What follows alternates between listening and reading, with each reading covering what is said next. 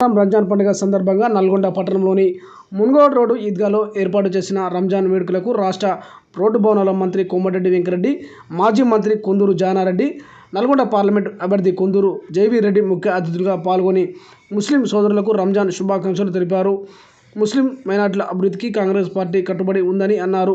వచ్చే పార్లమెంటు ఎన్నికలలో కాంగ్రెస్ పార్టీని భారీ మెజార్టీతో గెలిపించాలని కోరారు. వచ్చే 10 సంవత్సరాలు రేవంత్ రెడ్డి ముఖ్యమంత్రిగా ఉంటారని అన్నారు. ప్రతిపక్షాలు చేసే ఆరోపణలో ఎటువంటి వాస్తవం లేదని హెచ్చరించారు.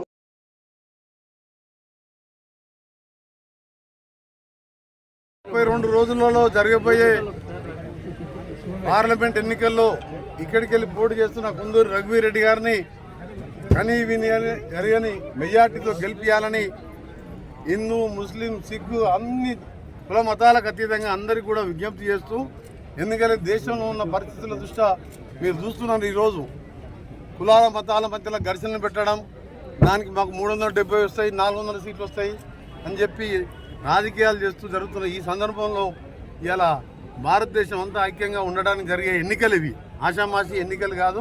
అందరికీ కూడా విజ్ఞప్తి చేస్తున్నాం. ఇంకొక విషయం,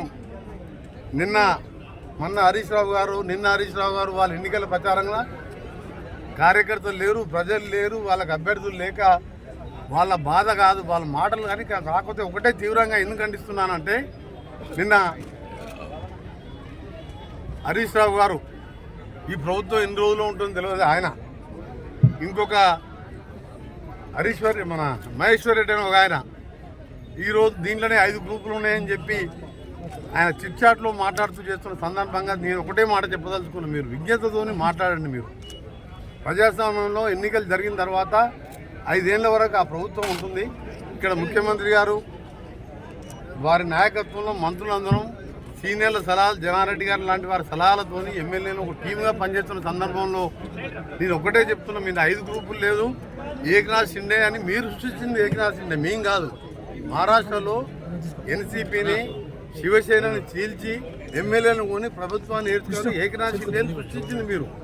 మా దగ్గర ముఖ్యమంత్రిగా రేవంత్ రెడ్డి గారు 5 ఏళ్ళు ఉంటారు, ఇంకా 5 ఏళ్ళు 10 ఏళ్ళు కూడా మేము కాంగ్రెస్ ప్రభుత్వమే ఉంటుంది, మళ్ళీ కూడా రేవంత్ రెడ్డి గారే ఉంటారు. నేను ఒకటే చెప్తాను, ఇంకా ప్రతిసారి నా పేరు కూడా వాడుతుంది మహేశ్వర్ రెడ్డి. నువ్వు మీ పార్టీలో అంతర్గత విషయాలు బండి సంజయ్, కిషన్ రెడ్డి, బండి సంజయ్ ఎందుకు దింపి ఎందుకు కిషన్ రెడ్డి కూర్చోబెట్టడం నీకు తెలుసా? మా పార్టీ అంతర్గత విషయాలు ఎప్పుడు కూడా మాట్లాడద్దు. ఒక జాతీయ పార్టీ, నువ్వు ఎల్పీ లీడర్, లెజిస్లేటివ్ పార్టీ లీడర్గా నిన్న ఆయన చిట్చాట్లో మాట్లాడుతుంది. ఈయన 10 మంది నువ్వు బట్టి విక్రమార్క అంటే మా గౌరవం. మీరు దళితులు ఆ రోజు ప్రతిపక్ష నాయకులు ఉంటే ఓర్వలేక 13 మంది ఎమ్మెల్యేలని సంతలో పశువులు ఉన్నట్టు ఉన్నారు. ఇవాళ మీ ఓరు కూడా వస్తున్నా కూడా మేము మాకున్న మెజార్టీతో ప్రజలకు మేము ఇచ్చిన హామీలు నెరవేర్చుకుంటూ ముందుకు పోతున్నాం. అందుకనే చెప్తున్నాం. ఈరోజు మళ్ళీ ఎందుకు క్లారిఫై చేస్తున్నా అంటే, గడికోసారి మీరు హరీష్ రావు గారు కానీ మహేశ్వర్ రెడ్డి గారు కానీ ఎవరైనా మాట్లాడే ముందు ఆలోచించుకొని మాట్లాడండి. జాతీయ పార్టీ ముఖ్యమంత్రిగా ఎమ్మెల్యేలు మా అధిష్టానం వర్గం ఎన్నుకున్న రేవంత్ రెడ్డి గారు మేమందరం టీమ్గా పనిచేస్తూ ప్రజల కోసం పనిచేస్తున్నాం.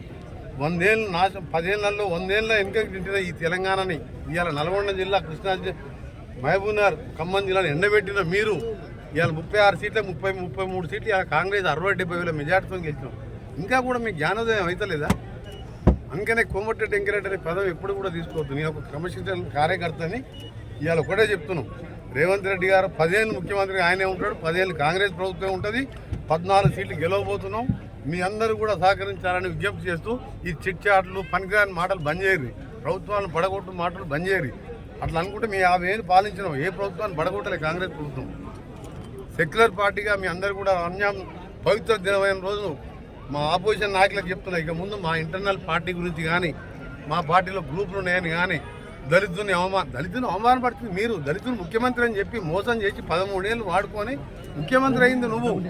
మేము మాట తప్పలే, 6 గ్యారెంటీలు ఇచ్చినాం, 6 గ్యారెంటీలు అమలు పరిచడానికి ఇచ్చినాం. ఎలక్షన్ కోడ్ వచ్చింది, కోడ్ తర్వాత రైతు బంధు, రుణమాఫీ అన్నీ చేసి చూపించాం. ఒకటే చెప్తున్నా, ఇది మీరు రిక్వెస్ట్ అనుకోరి, వార్నింగ్ అనుకోరి. మహేశ్వర్ రెడ్డి గారు కానీ, హరీష్ రావు గారు కానీ ఎప్పుడు కూడా మా పార్టీ ఇంటర్నల్లో మాట్లాడితే మీకు ప్రజలు సరైన బుద్ధులు మనం చెప్పిను, మీకు ఒక్క సీటు తెచ్చుకో చాలంతే.